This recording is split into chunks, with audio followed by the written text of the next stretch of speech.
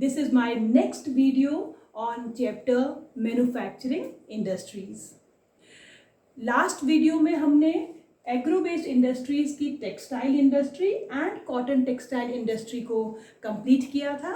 In this video I will take jute textile and sugar industry in detail.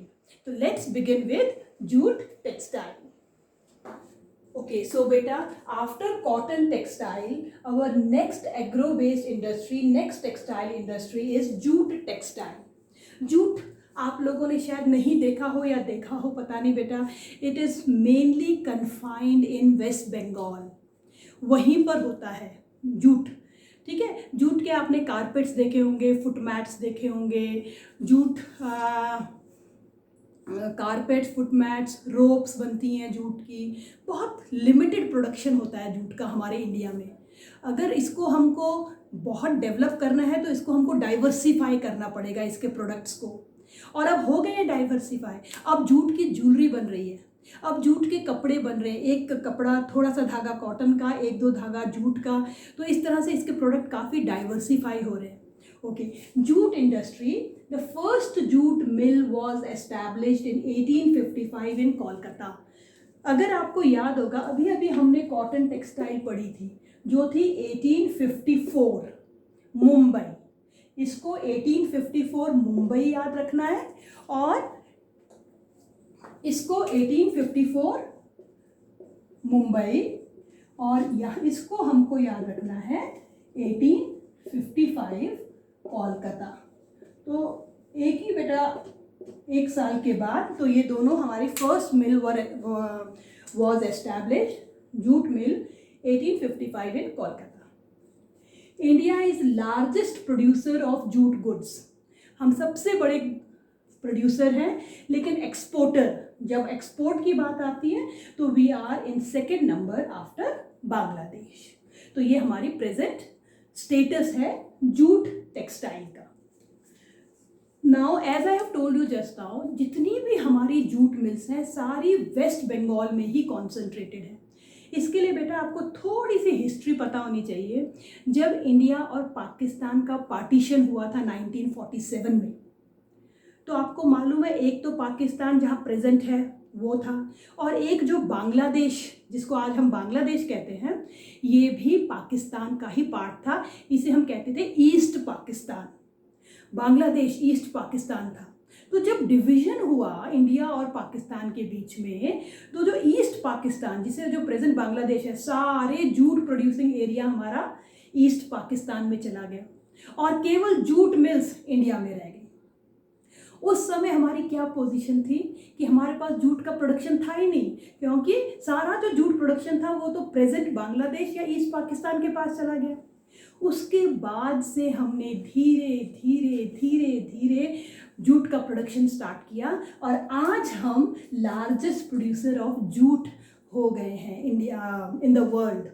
Okay, so what are the factors. अब हम देखते हैं कि सारे जितनी हमारी जूट मिल्स हैं, मेजॉरिटी दे आर कन्फाइंड और localised in West Bengal.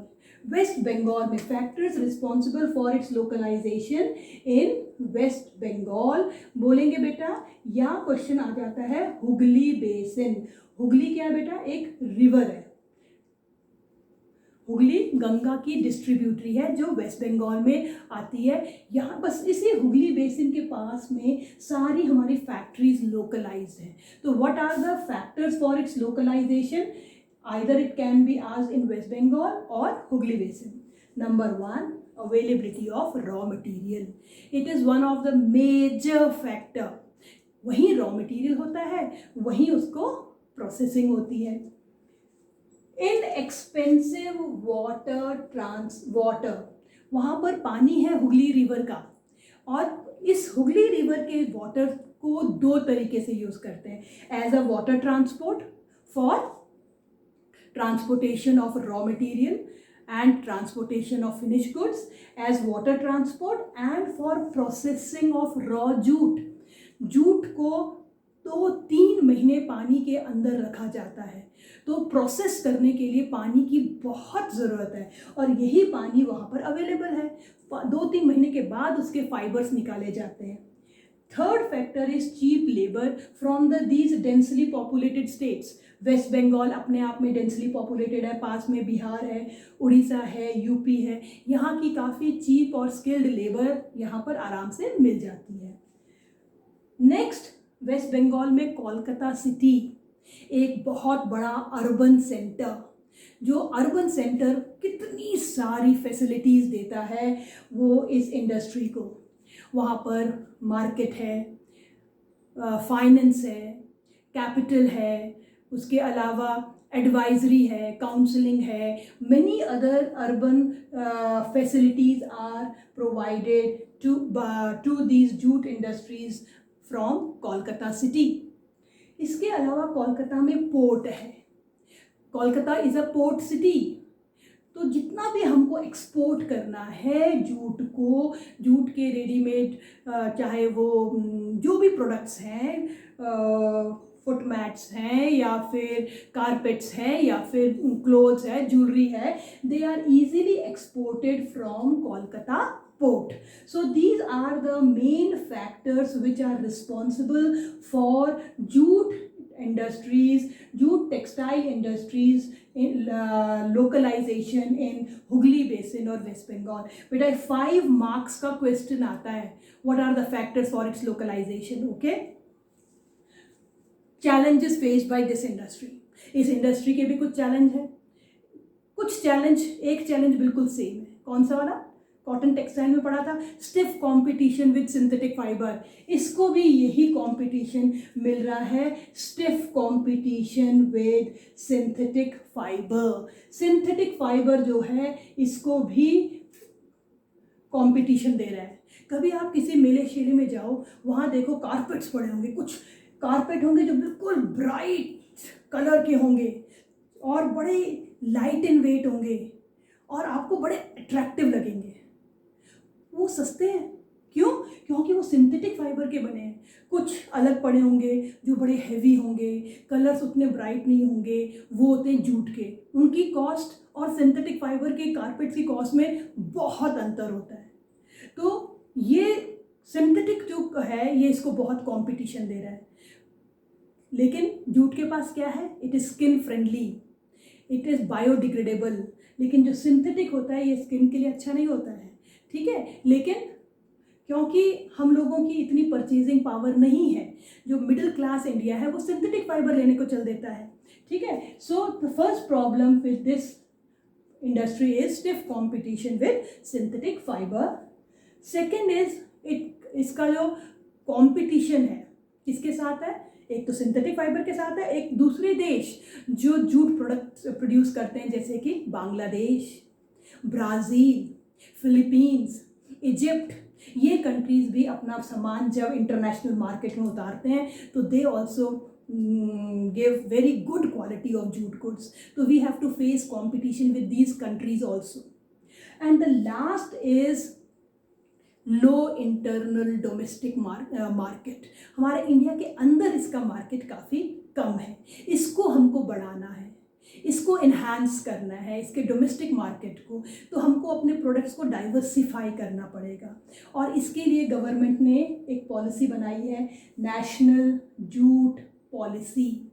National jute policy was formulated in the year 2005। What were the objectives? ये इसके objectives हैं। What were the objectives of National Jute Policy when it was framed? 2005. What are its objectives? Its objectives are increasing productivity of jute. ठीक है, इसकी productivity को increase करना है। इसके लिए जो भी इनपुट होगा गवर्नमेंट हेल्प करती है। इम्प्रूविंग क्वालिटी ऑफ जूट, अच्छी क्वालिटी का बनाएंगे तभी तो इंटरनेशनल मार्केट में कॉम्पीट करेंगे। So improving quality, ensuring good price for jute farmers. Jute farmers जो जूट ग्रो कर रहे हैं उनको अच्छी प्राइस देना उनके जूट की, जिससे कि उनको इंसेंटिव मिले कि हमको अच्छा जूट प्रोड्यूस करेंगे अच्छी क्वांटिटी में, अच्छी क्वालिटी में, तो हमको अच्छी प्राइस मिलेगी। तो national jute policy ensures good price for the jute farmers. And lastly is enhancing yield per hectare production बढ़ाएंगे तभी टोटल प्रोडक्शन बढ़ेगा। तो ये 4 जो एडजेक्टिव वर्ड्स हैं, इंक्रीजिंग, इम्प्रूविंग, एंश्योरिंग, एनहांसिंग, ठीक है, increasing productivity, improving quality, ensuring good price for the farmers, enhancing yield per hectare. So these are the main objectives of national jute policy. ठीक है बेटा? So here we finish with our jute textiles. So this was about our both textile industries, cotton textile and jute textile. Next agro-based industry is sugar industry. Sugar industry in which the raw material is coming from agriculture, that is sugarcane. Sugar industry, what is the status of sugar industry of India? India is second largest producer of sugar in the world. And if we see the production of gur and khansari, India is first largest producer of gur and khansari. So this is the status of India, second in sugar and first in gur and khansari. Now the same question as I have told you, in every industry you have to study what are the factors for the localization of sugar industry in UP and Bihar. UP और बिहार में क्यों ये ज़्यादा concentrated या localised हुई है this industry? So the reason behind are, number 1, the raw material, availability of raw material. UP produces, I think half of the land in UP is under sugarcane. So it is the largest producer of sugarcane. So availability of raw material है वहाँ पर. Number 2, this sugarcane is very heavy and bulky. Bulky means it occupies space and heavy. That is why due to its heavy and bulky nature, industries are localized in raw material producing states. Number 2, जब इस raw material को transport किया जाए, अगर एक जगह यहाँ पर शुगर केन होता है और दूसरी जगह पर शुगर मिल है, तो while in haulage means transportation, इसके ट्रांसपोर्टेशन में कभी कभी आपने देखे होंगे ट्रक भरे हुए शुगर केन के चल रहे हैं, उसका जो सुक्रोज कंटेंट होता है, what is sucrose content? Sucrose content means sugar content जो इसका शुगर कंटेंट होता है वो रिड्यूस होने लगता है उसके ट्रांसपोर्टेशन में। ये आप खुद एक्सपेरिमेंट करना, एक फ्रेश गन्ना खाना कितना जूसी, कितना मीठा लगता है, और एक 5-6 दिन पुराना गन्ना खाना, आपके मुंह में ज़्यादा हस्क आता है और जूस कंटेंट और स्वीट कंटेंट कम हो जाता है। तो this is the major reason why the industry is localised in UP and Bihar, because in its transportation the sucrose, the sugar content, the juice content reduces. That is why, because of these two reasons, the industry is localized in UP and Bihar. But in recent years, कुछ समय से ये देखने में आ रहा है कि जो इंडस्ट्रीज है वो यूपी बिहार से निकलकर साउथ वेस्टर्न स्टेट्स की तरफ चल रही है. There is a trend that this industry is shifting from UP Bihar to southwestern states, particularly Maharashtra. What are the reasons for this shift? Number 1, higher sucrose content in sugarcane produced in Maharashtra. यहाँ का गन्ना जो है वो कम मीठा है UP Bihar का, यहाँ का जो है हाइयर सुक्रोज कंटेंट होने के कारण यहाँ का ज़्यादा क्वांटिटी में शुगर बनती है. It has higher sucrose content. Cooler climate of Maharashtra है तो लॉन्गर क्रशिंग सीजन, ज़्यादा लंबे समय तक आप वहाँ पर शुगर बना सकते हैं. Longer crushing season due to cooler climate. Number 3, cooperatives. This industry is under cooperatives. That is for sure. आप कहीं कहीं पर पढ़ते भी होंगे गन्ना सहकारिता मिल. सहकारिता मिल मीन्स सहकारिता कोऑपरेटिव. ये कोऑपरेटिव्स के अंडर है और cooperatives are more successful in southern states. in Maharashtra. अब एक क्वेश्चन आता है कि why this industry is under the cooperative sector? क्यों है? क्योंकि शुगर केन एक सीजनल क्रॉप है, एक सीजन में ये हार्वेस्ट होता है, उसी सीजन में शुगर बनती है। तो अगर जैसे कि मैं एक फार्मर हूँ, शुगर केन प्रोड्यूस करती हूँ, मेरे पास शुगर केन है, उसके बाद मुझे इसे ट्रांसपोर्ट करके मिल तक पहुंचाना है, तो इससे अच्छा है मैं मिल ओनर के साथ कोऑपरेट कर लूँ। मिल ओनर मेरे ही फील्ड में, मेरे ही खेत में मिल बना लेता है, मैं भी ओनर, शुगर मिल भी ओनर, हम दोनों मिल के दोनों उस शुगर मिल के ओनर बन जाते हैं। I am raw material supplier, he is a producer of sugar.